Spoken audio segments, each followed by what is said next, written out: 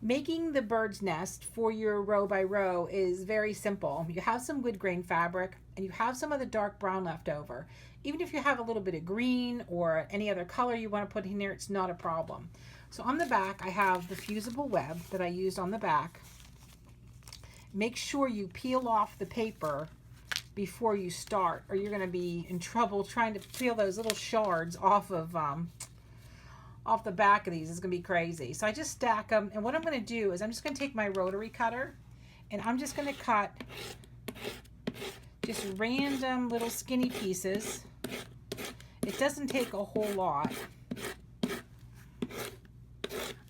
So I have all these little shards and I just laid them in the form of a nest, kind of interweaving the different colors. Make sure all your fusible is down. And you can tuck your blue eggs inside of here. So when you do your placement, this is the easiest way to cut your little twigs. Just lay them down and just kind of cut them into strange little skinny wobbly pieces with your rotary cutter. And then you'll just arrange them to make your nest. And again, you can add some threads, you can add anything that you think there might be in the bird's nest in your house. All right, now we're going to make our three-dimensional leaves, and this works the same way when you are using, when you're doing this tan herringbone piece of the flannel for the inside of the muzzle on the raccoon. You're going to do the same technique. So I have no-show fusible mesh here, and it's a stabilizer that we normally use on knits when we're doing embroidery, but I love it for this technique because it rolls under those raw edges and it's fusible. So I drew my pattern on my no-show fusible mesh for my lightweight interfacing, and the rough side, the fusible side, is face up. Here's my beautiful piece of ombre fabric that I had left over from cutting my background, and it's right side up, fusible side up, and now you're going to sew with a short stitch length all the way around your leaf, just following your lines the best you can. Hopefully you'll sew closer to the stitching line than I am at this point. That's the best part about leaves, they're not all perfect. So yours can be different sizes and shapes. I think it's just going to add a little bit of character. And now you're going to want to take and just trim away just about a little less than a 1/4 inch seam allowance all the way around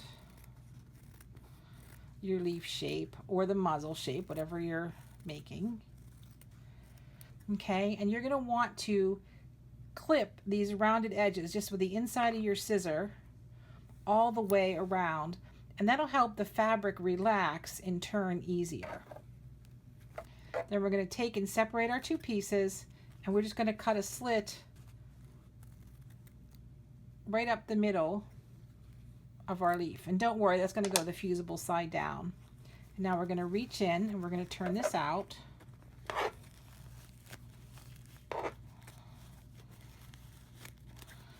And we're going to expose our beautiful fabric. Just kind of run my fingers around there. Now this is a point turner. You may have one of these and really don't know what it's for. But I put the rounded edge because if I put the pointy end in, it's going to poke a hole right through the seam allowance of my leaves, and we don't like that. But you can see as I pull this, it kind of acts like a little iron and pushes that out. So there's the front of my leaf. And I'm going to take it to the iron and press it, and then that fusible edge is now next to the back of the wrong side of my fabric, and it's going to hold it in place. So when we go to stitch these down, we're just going to stitch veins, free motion stitch veins in, and tack it to the tree part of our row. So this is how you make the dimensional leaves. It's super easy, and make as many leaves as you want, any color you want, any size you want, any shape you want. Don't forget to make this row yours as well. All right, enjoy your 3D leaves. Okay, row by rowers, this is how we're going to do our kind of blended feathered satin stitch. And you can see here, and highlighted in red, is the feathered satin stitch. And it has kind of jagged edges on both sides, so it's perfect for any kind of animal fur. And most mid to high-end machines have this stitch. You just may have to look for it. But one of the things I'm going to have you change is the stitch length. I also call it density in the directions. When I change the number and make the number smaller, like that's 0.50, that's really close.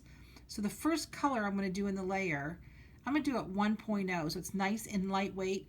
So as I add different layers of color, it builds up the weight of the thread. If I start with the density real close, the stitch length real close, what's going to happen is the foot's not going to be able to go over all that dense stitching. Now I have a little mock-up here of my raccoon face, and I have my presser foot here. This is an open toe applique foot, and when I lay it down, you can see there's a tunnel right in the front that goes through.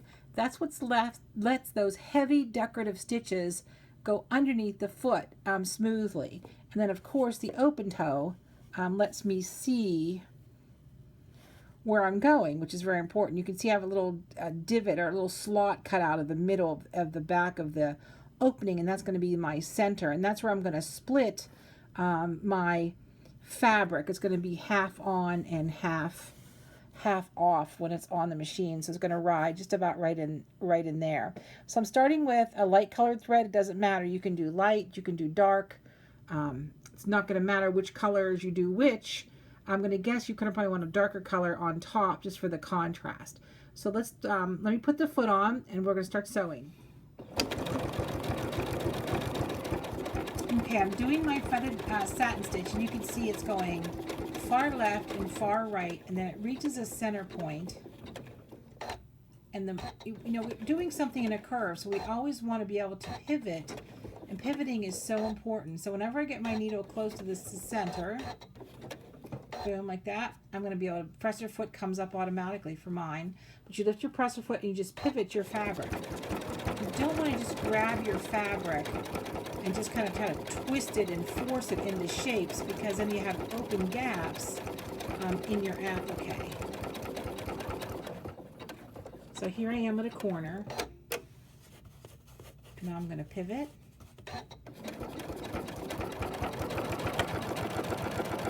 So I'm just going to keep that little center notch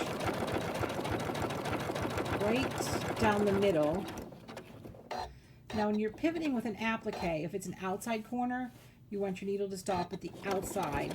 But because this is a feathered satin stitch, and I'm using kind of a 50-50 rule here, because I want the fur to show, I don't want you to see some contrast in his face. So this is more specific, to doing an animal or something with this feathered satin stitch. Is not really a traditional looking stitch. Alright, go back right to where we started. I'm just going to hold it in place and use my scissor, and then I'm going to change my thread color and then shorten my density a little bit, or my stitch length, so it's a little bit closer, and start to add the texture. Alright, now I have the darker brown on, and my density before, my stitch length was 1.0, and now I'm at 7.0, so I've gotten a little denser, and I'm just kind of stitching right over where I've been. You can see now I've got light in there, I've got dark in there, and it's really starting to build up nicely. And because the raw edge is fused, it really doesn't need all the stitching. The stitching is all about detail. It's really not about anything else other than that.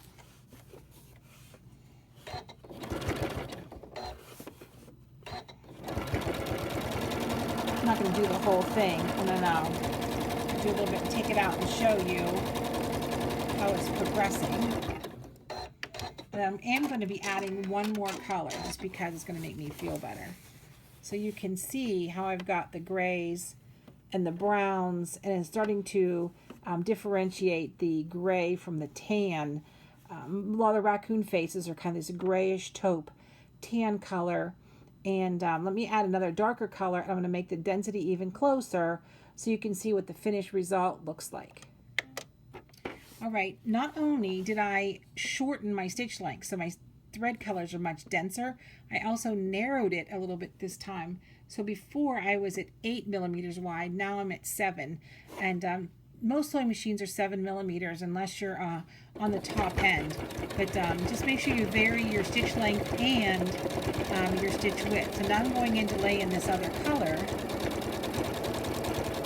The nice thing about this satin stitches is you don't have to be absolutely perfect at it because, well, because the jaggedness of it, and it just is, has its own kind of look. So it's not like you have to do a perfect satin stitch.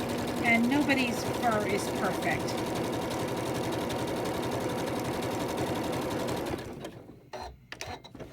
All right, let's see what we've got.